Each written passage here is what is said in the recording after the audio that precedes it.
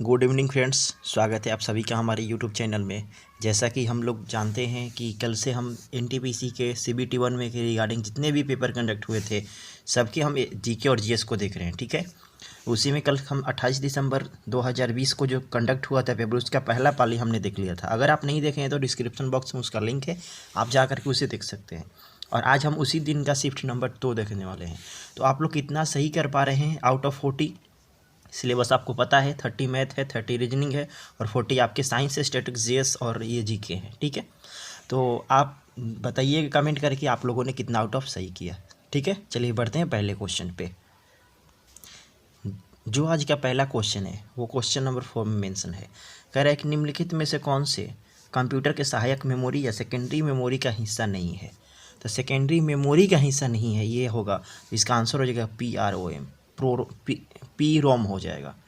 अगर read only memory हो गया लेकिन उसके पहले क्या लग जाएगा, प्रोग्रामेबल लग जाएगा। ठीक है,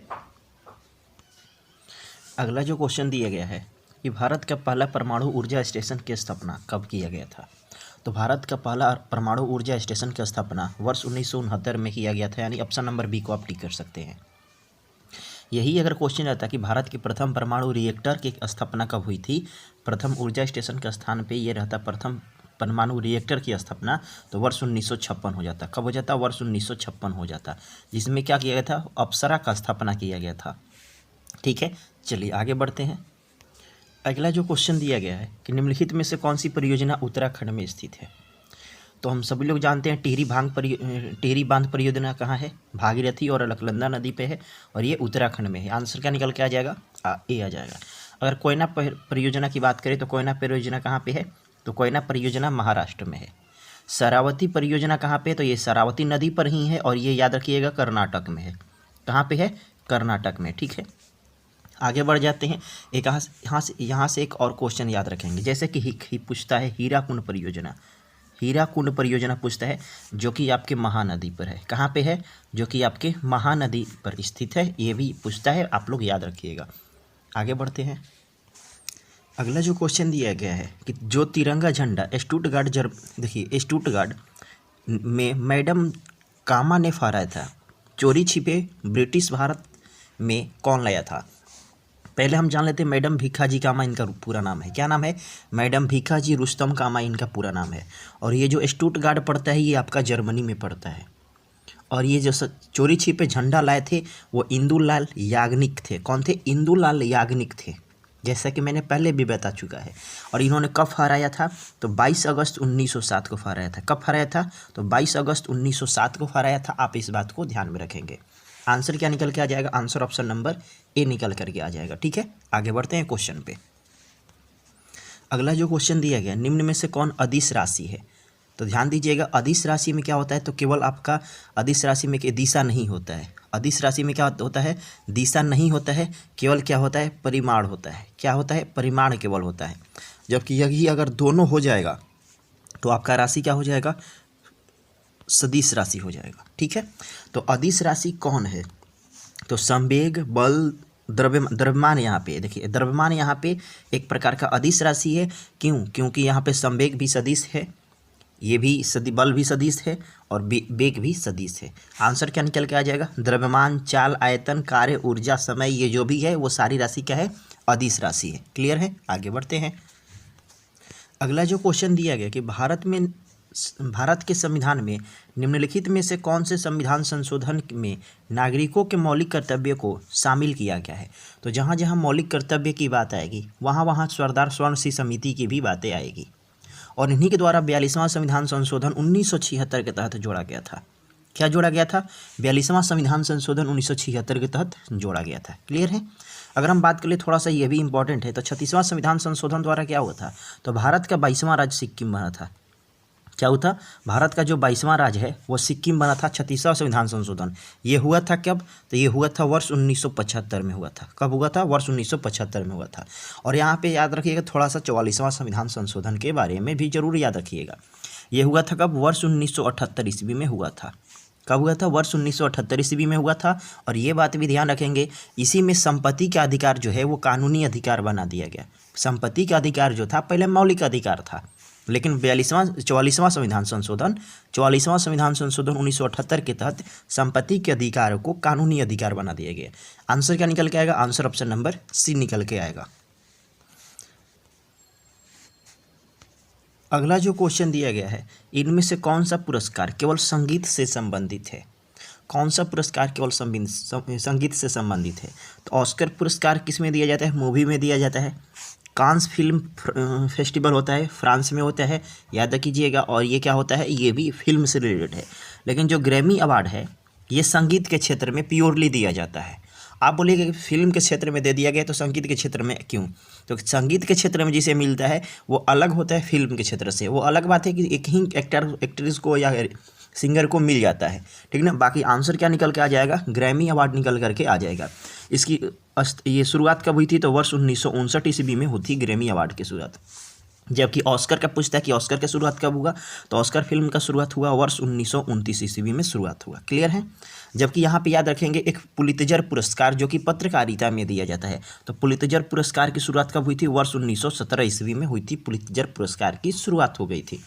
और हाँ, याद रखिएगा एक बात और यहाँ से कि क्या मिलता है आपको? कलिंग पुरस्कार। ये कलिंग पुरस्कार यूनेस्को द्वारा दी जाती है, संस्थाएं देने वाली यूनेस्को। और कलिंग पुरस्कार जो है ना वो विज्ञान के क्षेत्र में दिया जाता है।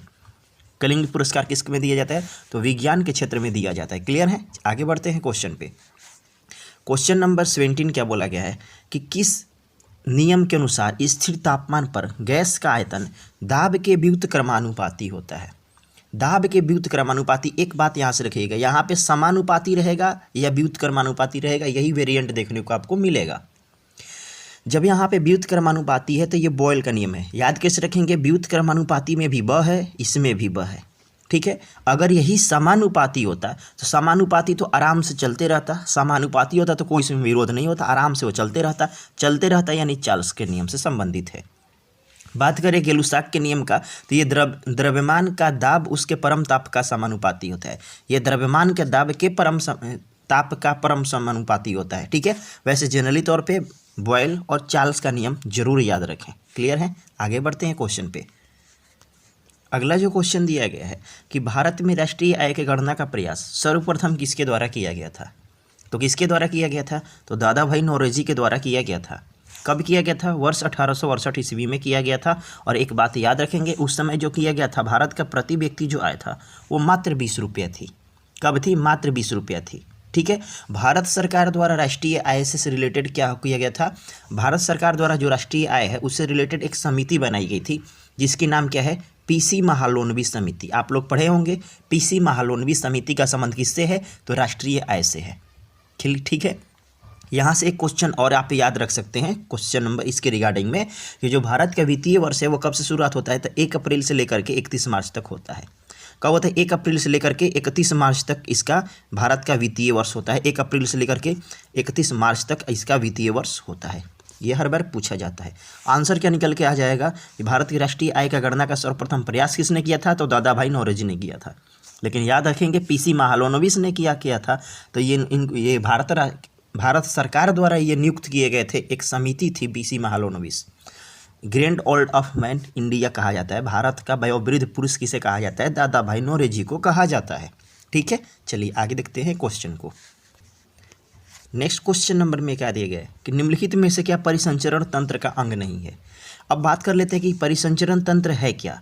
तो वो मतलब हमारे शरीर के वो पार्ट्स, वो ऑर्गन, वो अंग जो कि रक्त के मतलब भ्रमण कराने में सहयोग करते हैं, वही रक्त परिसंचरण तंत्र कहलाते हैं। और रक्त परिसंचरण तंत्र में भाग लेने वाले जो 3 मुख्य है वो है हृदय है, रक्त है और धमनियाँ है। धमनियाँ है यानी रक्त वाहिनियाँ, ये भी कह सकते हैं आप। आंसर क्या निकल के आ जाएगा? आंसर निकल के आ जाएगा बड़ी आंत। ये भोजन का पाचन और अवशोषण से रिलेट करता है। छोटी आंत, बड़ी आंत, ठीक ना। लेकिन रक्त परिसंचरण किसे कहते हैं? तो रक्त परिसंचरण उसे कहते हैं जो रक्त के परिसंचरण में यानी भ्रमण कराने में हेल्प करता है, जबकि बड़ी आंत उसमें कोई मदद नहीं करता है। यानी आंसर आपका फाइनल क्या निकल के आ जाएगा? आंसर ऑप्शन नंबर ए निकल करके आ जाएगा। क्लियर है। चलिए आगे देखते हैं क्वेश्चन को। अगला जो क्वेश्चन दिया गया है कि सूर्य का चमकता हुआ सतह क्या कहलाता है? तो सूर्य का चमकता हुआ सतह कहलाता है जो प्रभामंडल कहलाता है। और प्रभामंडल को इंग्लिश में क्या दे दिया गया है? फोटोस्फीयर दे दिया गया है। आंसर क्या आएगा, आंसर ऑप्शन नंबर बी आएगा, ठीक है। और जो देखिए कोई भी ग्रह के चारों ओर जो गैस रहते हैं उसको कहा जाता है वायुमंडल कहा जाता है। कोई भी ग्रह हो क्या, उसके चारों ओर जो भी गैस होंगे और अन्य पदार्थ का जो घिराव होगा वही आपका वायुमंडल कहलाएगा। जबकि सूर्य के वायुमंडल की दूसरी सबसे बाहरी परत कौन सी है, तो क्रोमोस्फियर है। याद रखेंगे क्या है ये, तो सूर्य के वायुमंडल की दूसरी सबसे बाहरी परत है।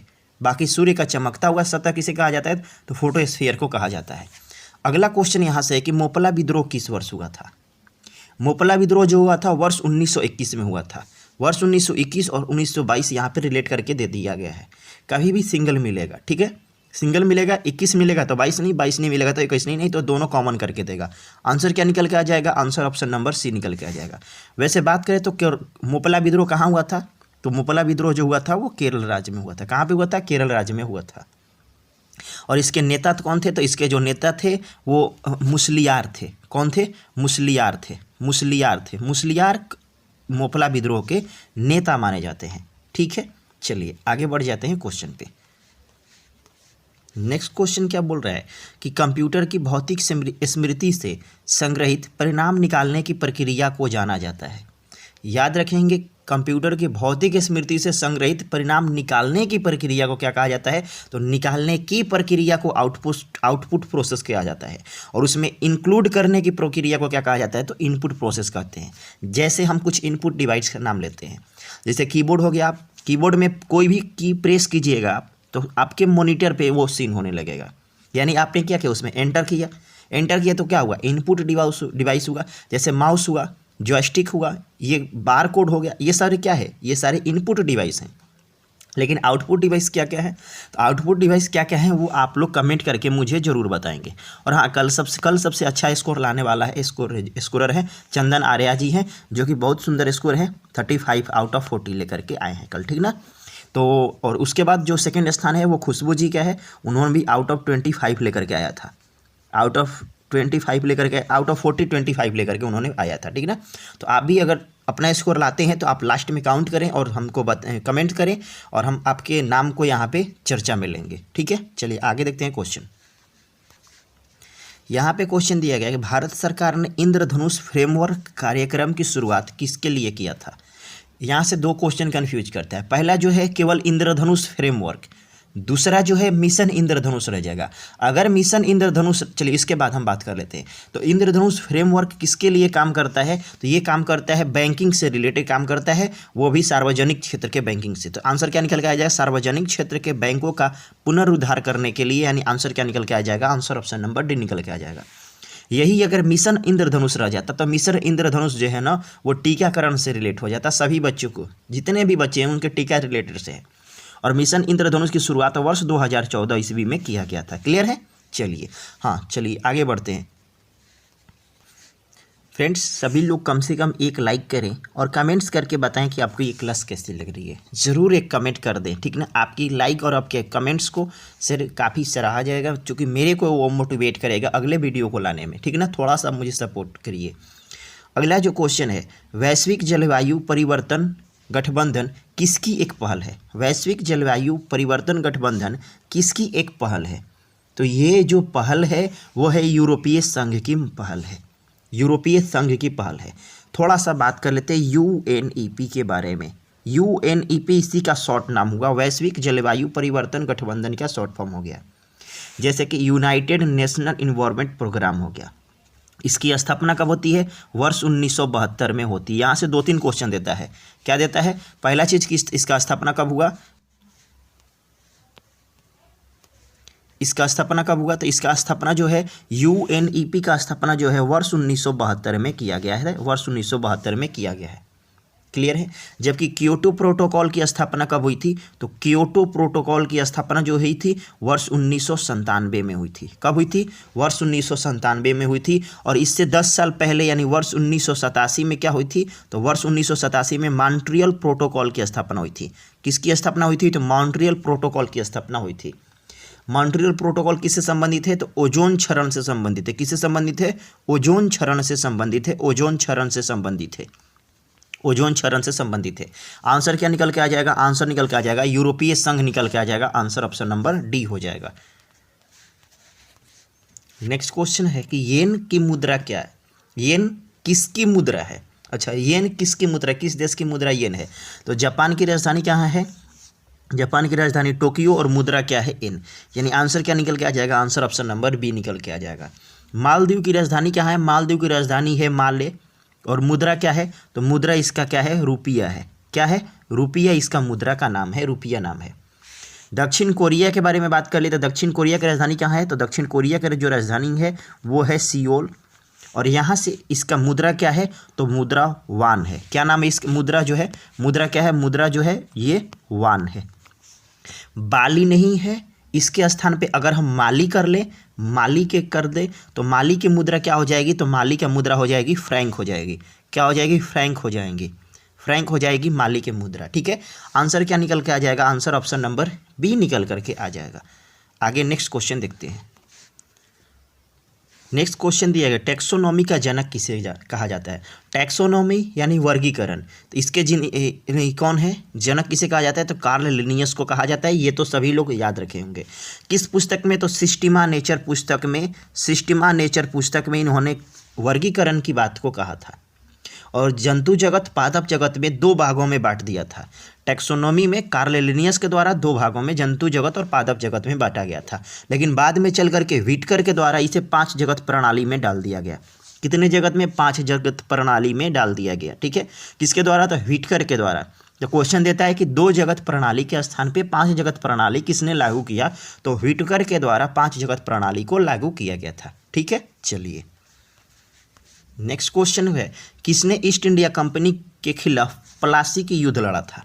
तो ईस्ट इंडिया कंपनी और सिराजुद्दौला के बीच प्लासी की लड़ाई हुई थी, जो कि वर्ष 1900 कहाँ 1757 में हुई थी। वर्ष 1757 में हुई थी। ठीक है, चलिए बाकी बक्सर की लड़ाई कब हुई थी? तो 1764 में हुई थी, आप याद रख सकते हैं। और ईस्ट इंडिया कंपनी की स्थापना कब हुई थी? तो ईस्ट इंडिया कंपनी की स्थापना पूरा वर्ष में हुआ था, यानी 1600 ईस्वी में हुआ था। ये बात भी आप याद रखिएगा। नेक्स्ट क्वेश्चन है कि कौन से राष्ट्र ने 5 बार कॉमनवेल्थ गेम्स की मेजबानी की है? तो 5 बार कॉमनवेल्थ गेम की मेजबानी करने वाला जो देश है वो है ऑस्ट्रेलिया है। कौन है? ऑस्ट्रेलिया है।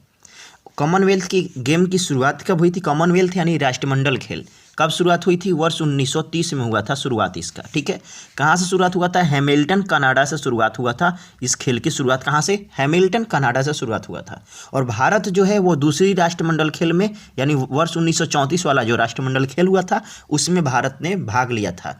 और ये दूसरा जो राष्ट्रमंडल खेल है वो कहाँ हुआ था? तो ये जो हुआ था वो लंदन में हुआ था। क्या हुआ था? लंदन में हुआ था। लंदन किस नदी के किनारे है? जरा आप सभी लोग कमेंट्स करके मुझे जरूर बताएंगे। वर्तमान में इसके सदस्य देश कितने हैं? वर्तमान में सदस्य देशों की संख्या कितनी है? 54 मात्र है। ठीक है, चलिए नेक्स्ट क्वेश्चन है कि साहित्य अकादमी का मुख्यालय कहाँ स्थित है? तो साहित्य अकादमी का मुख्यालय जो है वो नई दिल्ली में स्थित है। कहाँ पे है? नई दिल्ली में स्थित है। साहित्य अकादमी का स्थापना वर्ष 1954 में हुआ था। कब हुआ था? वर्ष 1954 में हुआ था। क्लियर है। जबकि ललित कला अकादमी का भी मुख्यालय कहाँ पे? तो ललित कला अकादमी का मुख्यालय भी नई दिल्ली में है। तो साहित्य अकादमी और ललित कला अकादमी दोनों को आप याद रखेंगे, दोनों कहाँ पे है? नई दिल्ली में स्थित है। ठीक है, चलिए नेक्स्ट क्वेश्चन है कि प्रसिद्ध गोल गुंबद कहाँ स्थित है? गोल गुंबद कहाँ स्थित है ये आपको बताने हैं। तो गोल गुंबद जो है वो बीजापुर में स्थित है। कहाँ पे है? बीजापुर में स्थित है। और बीजापुर कहाँ पे है? कर्नाटक राज्य में पड़ता है बीजापुर। और मोहम्मद आदिल शाह के द्वारा गोल गुंबज का निर्माण किया गया था। गोल गुंबज का निर्माण मोहम्मद आदिल शाह के द्वारा किया गया था। ठीक है, चलिए आंसर क्या निकल के आ चुका है? क्वेश्चन नंबर 40 का आंसर ऑप्शन नंबर सी निकल के आ चुका है। नेक्स्ट क्वेश्चन है कि 2020 में आर्थिक विज्ञान यानी इकोनॉमिक साइंसेस के लिए निम्न में से किसे नोबेल पुरस्कार प्राप्त हुआ था? 2020 का पूछा ही इन्होंने। तो ये किसे मिला है? तो ये मिला है रॉबर्ट पी विल्सन को मिला है, यानी ऑप्शन नंबर सी को आप टिक कर सकते हैं। इजली ये सही बात हो जाएगा। जो नोबेल पुरस्कार की शुरुआत है अल्फ्रेड नोबेल की ये याद में दी जाती है प्रत्येक साल। ठीक है, चलिए वर्ष 1901 में इसका स्थापना हुआ था, आप याद रख सकते हैं। अगला जो क्वेश्चन दिया गया है, जलियांवाला बाग नरसंहार किस तिथि को हुआ था? तो जलियांवाला बाग नरसंहार जो हुआ था वो 13 अप्रैल 1919 को हुआ था। ऑप्शन नंबर बी को आप टिक कर सकते हैं। ठीक है, चलिए आगे देखते हैं क्वेश्चन को। नेक्स्ट क्वेश्चन जो है कि जलियांवाला बाग नरसंहार किस वायसराय के शासनकाल में हुआ था, क्योंकि गवर्नर जनरल का नाम चेंज ओवर करके वायसराय हो चुका था। तो किस वायसराय के शासनकाल में हुआ था, तो लॉर्ड चेम्सफोर्ड के शासनकाल में ये घटित हुआ था, जलियांवाला बाग नरसंहार हुआ था। तो अगर आप चाहते हैं कि हम इसका संपूर्ण डिस्कशन करें, मतलब अच्छे से पीडीएफ बनाकर इसका डिस्कशन करें, तो आप हमें ज़रूर एक कमेंट करें कि हाँ हम डिस्कशन चाहते हैं हम लोग, और आप लाइव आकर के डिस्कशन कीजिए। मैं लाइव आकर के संपूर्ण डिस्कस करूँगा सारे क्वेश्चन को, ठीक ना। आपके कमेंट्स का वेट है। चलिए नेक्स्ट क्वेश्चन जो है, कौन निम्नलिखित में से उर्वरक क्रांति से कौन सा रंग संबंधित है। उर्वरक क्रांति से, तो उर्वरक क्रांति से कौन सा रंग है, भूरा रंग। गुलाबी क्रांति किससे है, तो गुलाबी क्रांति जो है ना वो झींगा उत्पादन से, किससे है, झींगा उत्पादन से है। बाकी लाल क्रांति किससे संबंधित है, तो लाल क्रांति मांस से संबंधित है। किससे संबंधित है, लाल क्रांति मांस से संबंधित है, ठीक ना। कृष्ण क्रांति यहाँ पे रहता तो हम कर लेते हैं बायोडीजल से, वैसे लाल टमाटर और मांस दोनों से भी हो जाएगा आपका। क्लियर है। चलिए काला तो नहीं है, कृष्ण क्रांति रहता तो हम बायोडीजल से कर लेते।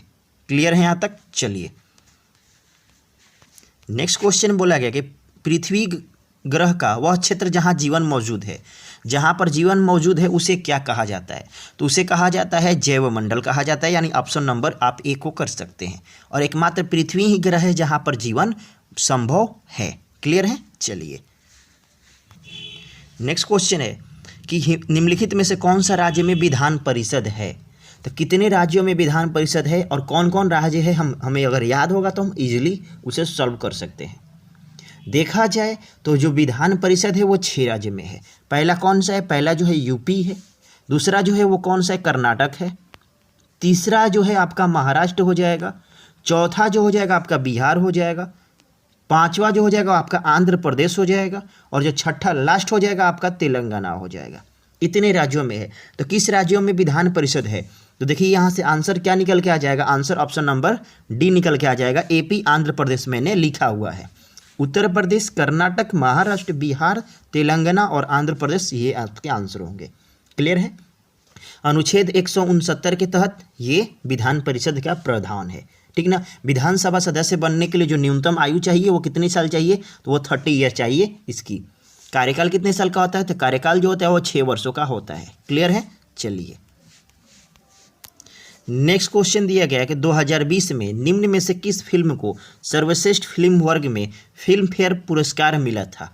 याद कीजिएगा 2020 में सर्वश्रेष्ठ फिल्म वर्ग में फिल्म फेयर पुरस्कार मिला है, तो ये मिला है गली बॉय को मिला है। कितने लोग गली बॉय देख चुके हैं, कमेंट्स जरूर करें। अगला जो क्वेश्चन दिया गया है कि संयुक्त राष्ट्र सुरक्षा परिषद का हेडक्वार्टर कहाँ पे स्थित है, तो संयुक्त राष्ट्र सुरक्षा परिषद का हेडक्वार्टर कहाँ पे स्थित है, न्यूयॉर्क में स्थित है, न्यूयॉर्क में स्थित है।